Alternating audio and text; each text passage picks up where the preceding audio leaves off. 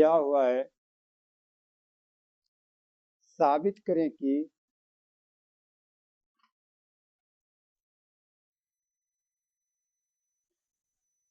दो समरूप त्रिभुज के क्षेत्रफल के अनुपात उनकी संगत भुजाओं के अनुपात के वर्ग की बराबर होते हैं। हम दो त्रिभुज लेंगे, जैसे त्रिभुज लिए ए बी सी, अगला लेंगे डी ई एफ। दिया है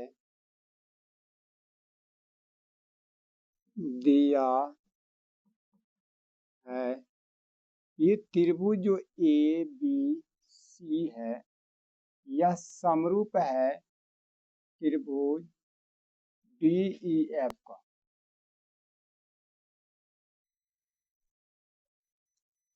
समरूप होगा तो या तो भुजा की समानुपाती होगा या कौन कौन समरूपता से होगा। कौन ए जो है कौन डी की बराबर होगा, कौन बी कौन सी की बराबर होगा, तो कौन ई के बराबर होगा, कौन सी कौन एफ की बराबर होगा। या तो भुजा भुजा की समानुपाती होगा। कौन कौन बराबर रहे, भुजा भुजा भी समान रहे तो सर्वाक्षम होते हैं। यदि भुजा भुजा समान अनुपात में रहे तो समरूप। तो हम देखते हैं समरूप है तो यह स्पष्ट है पहला त्रिभुज की ए बी भुजा दूसरा त्रिभुज के डी के अनुपात के बराबर होगा। इक्वल पहला त्रिभुज की बी सी भुजा दूसरा त्रिभुज के ई एफ की समानुपात होगा। और पहला त्रिभुज की ये ए सी भुजा दूसरा त्रिभुज की डी एफ भुजा की अनुपात के बराबर होगा। ए सी बटे डी एफ, यही कंडीशन हो सकता है या नहीं। तो कौन कौन बराबर होगा, कौन ए कौन डी की बराबर होगा, कौन बी कौन ई के बराबर, कौन सी कौन एफ की बराबर है। तो हमें सिद्ध करना है यह है, तो हमें सिद्ध करना है।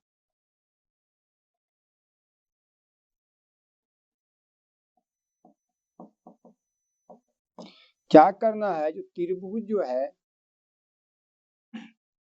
ये त्रिभुज ए बी सी का क्षेत्रफल बटे त्रिभुज डी ई एफ का क्षेत्रफल भुजाओं के अनुपात के वर्गों के बराबर होगा।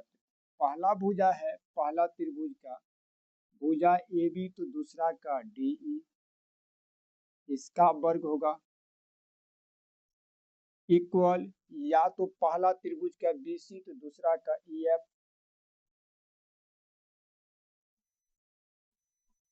इसका वर्ग होगा। या तो पहला त्रिभुज की ए सी तो दूसरा का डी एफ, ए सी बटे डी एफ का वर्ग होगा।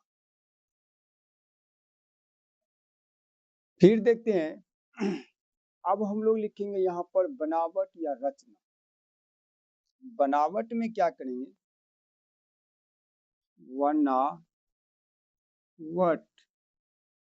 बनावट में क्या करेंगे, हम डी से एक लंब इसी पर डालेंगे और ए से लंब भुजा बीसी पे डालेंगे। ए से ए एम लंब भुजा बीसी पे डालें, डी से डी एन लंब भुजा एफ पर डालें। किसी भी भुजा पर यदि लंब डालिएगा तो यहाँ कोण जो बनेगा 90 डिग्री, इस त्रिभुज में भी ये बनेगा 90 डिग्री। तो हमें लिखना होगा ए एम लंब किस पर डाले हैं, भुजा बीसी पर तथा दूसरा है डी एन लंब भुजा ई एफ पर डाला। अब हमें प्रमाण करना है।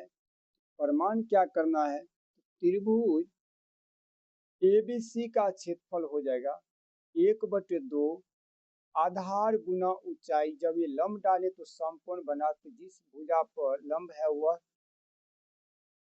वहां 90 डिग्री होगा। इस कंडीशन में समकोण त्रिभुज का क्षेत्रफल होता है 1/2 आधार गुना ऊंचाई। इस त्रिभुज का भी क्षेत्रफल होगा 1/2 आधार गुना ऊंचाई। तो हम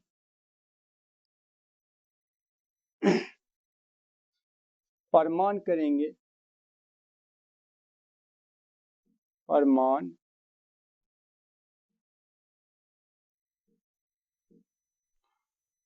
प्रमाण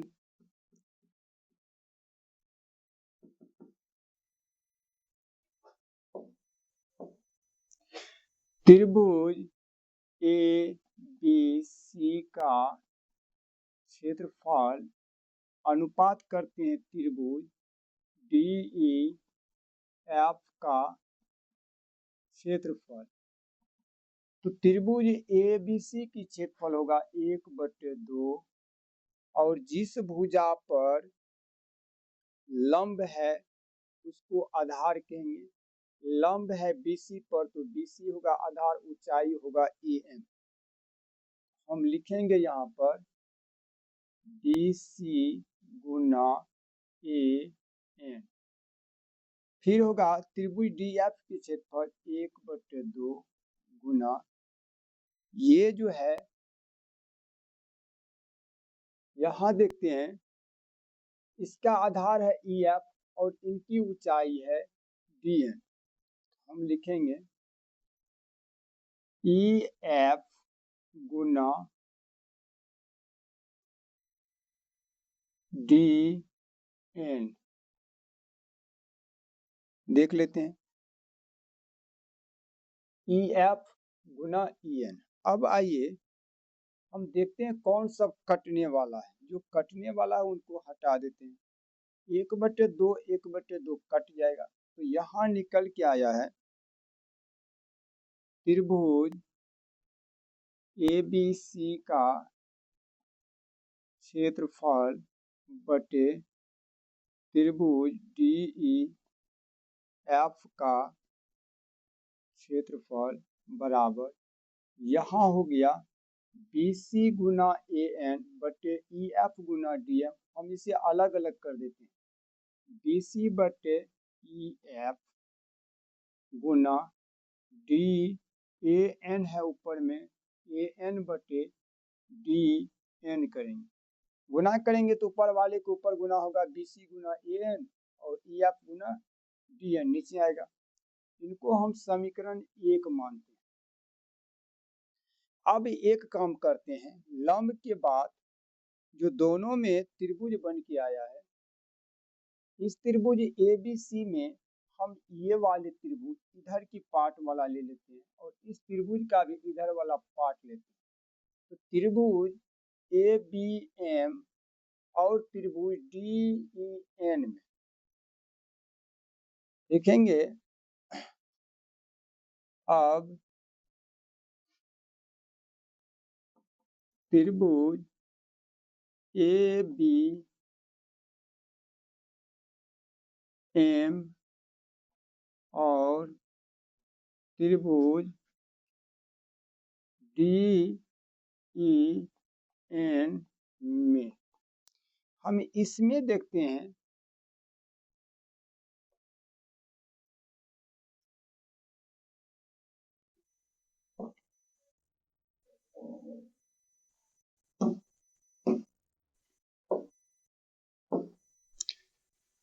पहला त्रिभुज जो है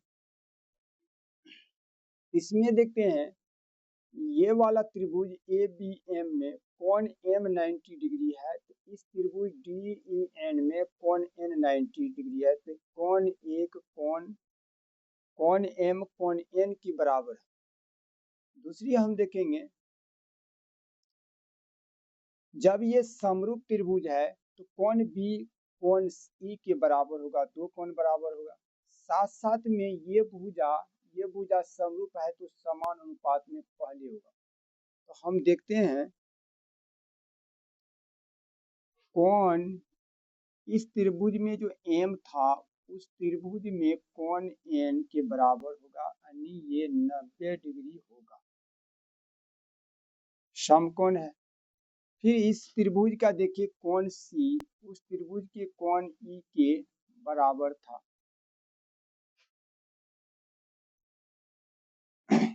बराबर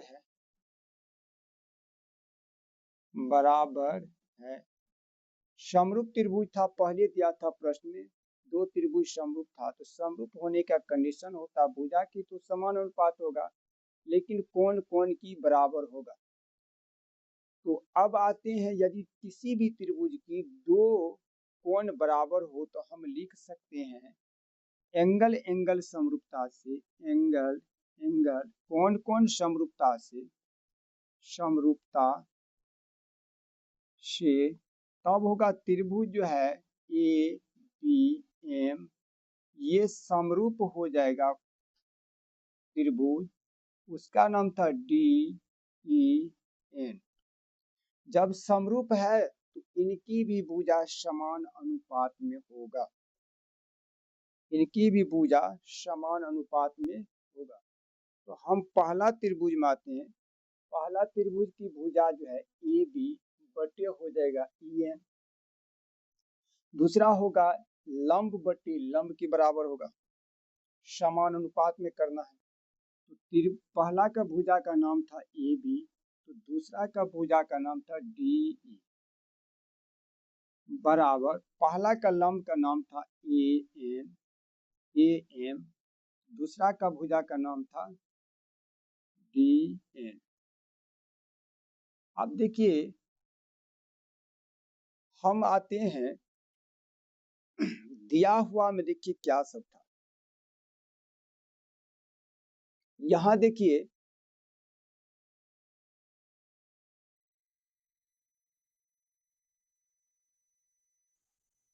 इसमें दिया है ए बी बटे डी ई इसी के बराबर बी सी बटे ई एफ बराबर ए सी बटे डी एफ, सब का सब बराबर है। यदि हमें ए बी बटे डी निकल जाएगा तो हम उसके जगह पर बी सी बटे ई एफ या फिर ए सी बटे डी एफ लिख सकते हैं, या हमें बी सी बटे ई एफ आ रहे हैं तो उसके स्थान पर हम ए बी बटे डी ई या तो ए सी बटे डी एफ ये हम दे सकते हैं। तब हम यहाँ से आते हैं, यहाँ हमारी वैल्यू निकला है ए बी बटे डी ई बराबर ए एम बटे ई एन, समीकरण 2 था। और समीकरण 1 में देखते हैं जो ए एम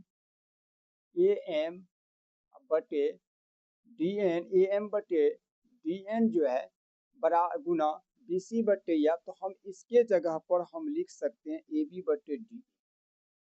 तो समीकरण 1 में 2 का मान रखने पर समीकरण हमारा 1 जो है, समीकरण 1 देख रहे हैं तो ये दिया है त्रिभुज एबीसी का क्षेत्रफल, त्रिभुज ए बी सी का क्षेत्रफल बटे दिया है त्रिभुज डी ई एफ का क्षेत्रफल, बराबर हम लिख सकते हैं। इसमें था बी सी बटे ई एफ गुना ए एम बटे डी एन, हम लिखेंगे बी सी बटे ई एफ गुना अब जो हमें ए एम बटे डी एन जो है, यहाँ पर ए एम बटे डी एन का मान हो निकल गया है ए बी बटे डी ई। हम लिख सकते हैं ए बी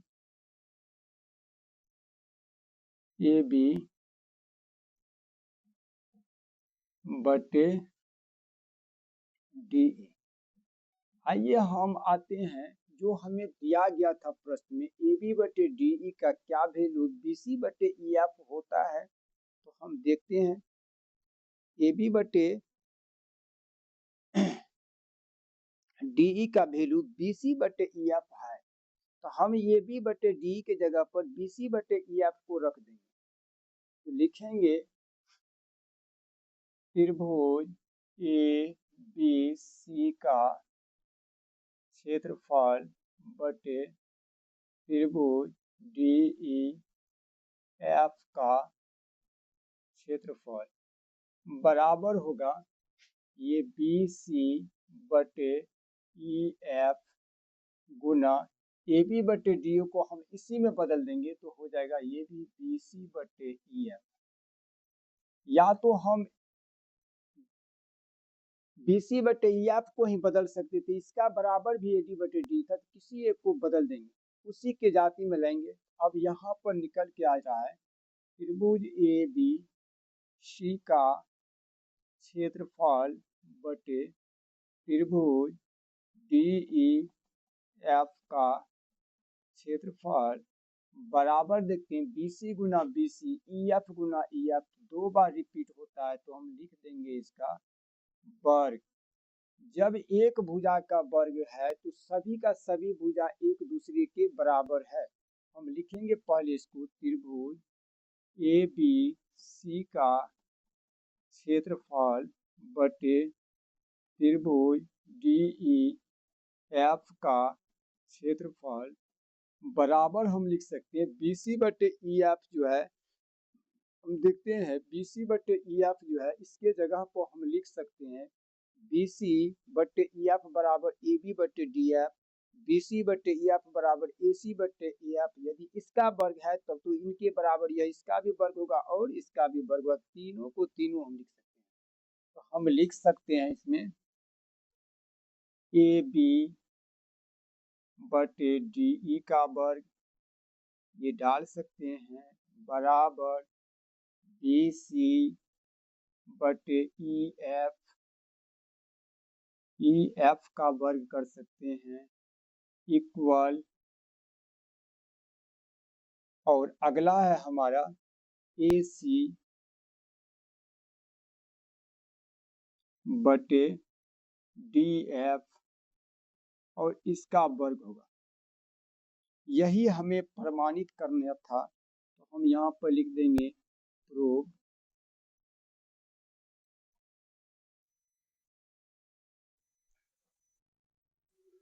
आप लोग इनको 1 या 2 बार रिपीट कर लें और स्क्रीनशॉट करके रख लेना, उसको 2-4 बार रिपीट करना। अगली हम थ्योरी लेकर के फिर आ रहे हैं और हम प्रयास किए जो हर स्लाइड का एक क्वेश्चन को थ्योरी के लिए अलग अलग से वीडियो बनाएंगे। धन्यवाद।